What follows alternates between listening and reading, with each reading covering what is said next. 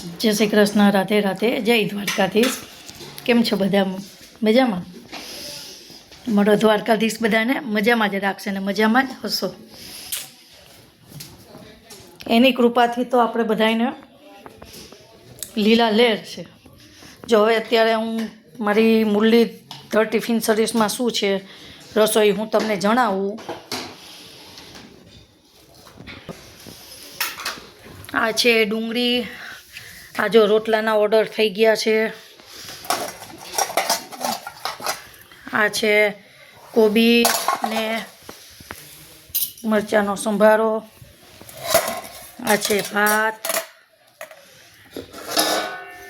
આ છે બટેટાનું રસાવાળું શાક. આ છે મગનું શાક ને આ છે ગરમા ગરમ દાળ. હવે જો એમાં તાજા ધાણા નાખશે તાજા માજા થવા માટે છે ને. જો રોટલી હજુ કરવાની છે. જો હું તમને બતાવું. જો આ રોટલીનો લોટ છે, રોટલીનો પરોઠાનો. જો અમારાને ધાણા બહુ ભાવે. ધાણા ખાવાથી શું થાય હે? અમારે એને ગમે એટલા મોંઘા શિયાળો ઉનાળો ચોમાસું હોય ધાણા જોઈએ ને જોઈએ જ. હે હોય ધાણાથી શું થાય? જો સાંભળો, સ્ફૂર્તિ કેટલીક આવે પછી ધાણાથી સ્ફૂર્તિ આવે. સાંભળો આમ છે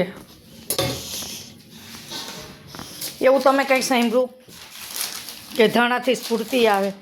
એમની એમ કે ધાણાથી સ્ફૂર્તિ આવે તો ધાણાનું જ્યુસ પીવાય, કાચું શાકભાજી ખવાય. એ પૂછો તો એ ખવાય? સલાડ ખવાય? જોયું? આવું છે બધું.